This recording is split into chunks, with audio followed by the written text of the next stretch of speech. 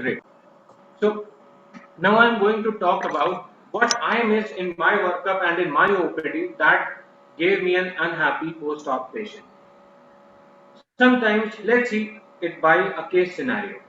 A patient came to me a few years back when in the left eye the patient had immature cataract with a normal slit lamp examination, nothing in fundus, with an IOL power calculated of 24.5 diopters. The right eye was pseudophakic 6x6 N6 vision dot on and a multifocal IOL in C2. We didn't had any of the records available with the patient and the fundus was normal. So the other eye was challenged to us and we took it up.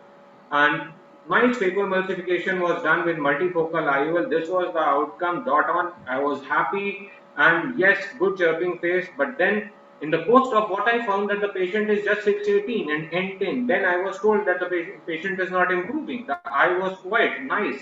Then what happened? Then the faces were gloomy. And then I literally pulled my hair that was it an amblyopia I dealt with. So what exactly happened? The IOL power was 24.5. No details from the other eye. I put it an multifocal IOL without any counseling, no more discussions.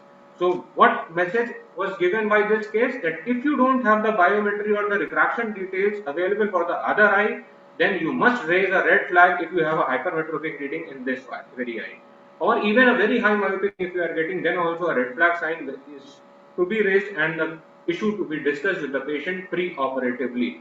So now you can't compare the result with the other eye despite doing a perfect surgery. Another case, a patient was worked up by an optometrist, seen by me under dilated state. All readings were under physiological limits, huge OPD rush out there. Finally, patient was taken up with a premium IOL and nicely, average good surgery done, IOL in bag, everything fine. But then in post-op, again the patient was 618, not improving further. What happened? The eye was quiet. And oh my Joe, what is this? The patient had squint. I had a huge black screen in front of my slit lamp. I didn't ever see the whole face. I just saw the eye. How busy I was. I just ignored this deviated eye and I took it up. And that very day I took a lesson that yes, torchlight examination is must before cataract surgery. And yes, we had a patient right in this COVID era coming in post-op phase, always on the very second or third day coming that nothing has been done in my eye, the whole eye is spoiled, whole day I have watering, whole day I have grittiness, my hand is always there on my eye. Despite doing the best of surgery and 6-6 vision, I used to label him functional. And the whole staff used to get irritated as the patient used to walk in the waiting area and used to counsel others also what the doctor has done into my eye. That was a huge issue. And yes, I do admit that there was keratitis in the post-op phase and frequent use of prednisolone was done in the post-op period. But then, careful examination again retrospectively revealed that patient had severe dry eyes. And yes, this was the corneal staining. This was the meibomian gland state.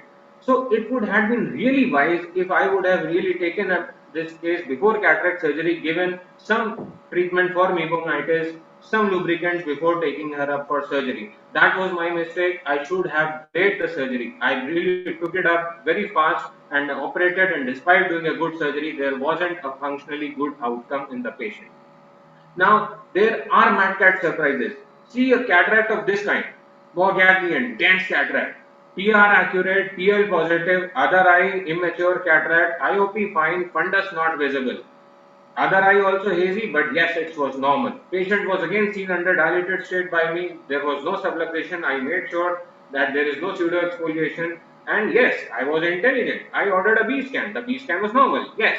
Now there was a dilemma whether I should go for a phaco or I should do an SI case. But still, a heroic surgeon. Yes, I will do a phaco. And then, by God's grace, it went uneventful, nice and good. While doing surgery, what is this? I saw a YAG PI. Just beneath my incision, I could see a YAG PI. This was never seen before. What is this? What am I dealing with? And then in post-op phase, patient was finger counting 2 meters, cornea clear, nothing wrong. But then I knew something is going to be there, and this was the state.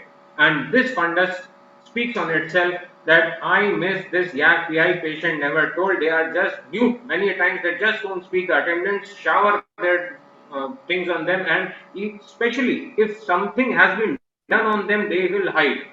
So we have to be interrogative, more and more direct questions have to be there, more careful examination, undilated state should be there. Lift up the eyelid and see if anything is hidden over there, and then take the patient up for surgery.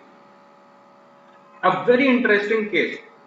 Patient came, this was a school going child with some cataract, history of a wooden stick hitting the eye, and almost total cataract out there. He was uncooperative on slit lamp, just squeezing the eye and going back. Somehow I throwed the light from indirect and saw that yes, I can see a pink red glow. There is nothing wrong. I just could see the disc also. So nothing more was done, and yes, the patient was counseled and patient was taken up for a good monofocal IOL surgery. Patient had this time less of even dilatation, but then yes, workup was done, patient was taken up, and surgery was finally done. This was the picture I saw. See, there was a hole in iris. What was this? Was it an entry wound I am dealing with? I don't know. Then, after nucleotomy, what I saw? A small PC tear. Was it pre-existing or it happened just now? I was not sure. Things are moving fast on the OT table. Then, I am a talented surgeon. Yes, I will go for IOL in back over the PCTL. Yes, somehow I managed. Yes, I inserted the IOL in the bag as you could see over the PCTL. Now, in post-op, again the patient was 660. Attendants were unhappy. The child was not reading further. And now see the fundus. By Jove, from where has this come? The huge foreign body. It was like a rocket. It went into the eye, the pierced the lens through and through, and then it stuck just adjacent to the macula. Oh no, I should have investigated more. Really, it was my casual attitude, or I was so confident with my indirect ophthalmoscopy that I didn't take up for V scan or whatnot. Definitely, the cataract surgery was then also required, but maybe IOL was not required at that stage because now how to take out this foreign body? You have to have a route for that. Anyways, retinal issues are very common. Few years ago, I operated a retired scientist from IIPR here in Kanpur. Uneventful surgery, nicely done. Even I was happy, smiling. Pre-op vision was 660, and yes, things went fine. After a week or so, when the patient said, "My vision is not very good," and then I could see that the best corrected vision was just 612 and N10. He was not improving further. The eye was spoiled. So what went wrong? I just did an OCT. Oh by God. I just missed a small pseudomacular hole behind a grade 3 cataract. This was expected in a 90-day examination of a 70-year-old man. I might have missed it, yes, but you know what happened? Patient sued me. Believe me, I received a letter from a lawyer.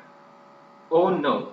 Oh yes, my dear friends, patient sued me and I had to be replying to those letters. People are ruthless. So now a big question comes.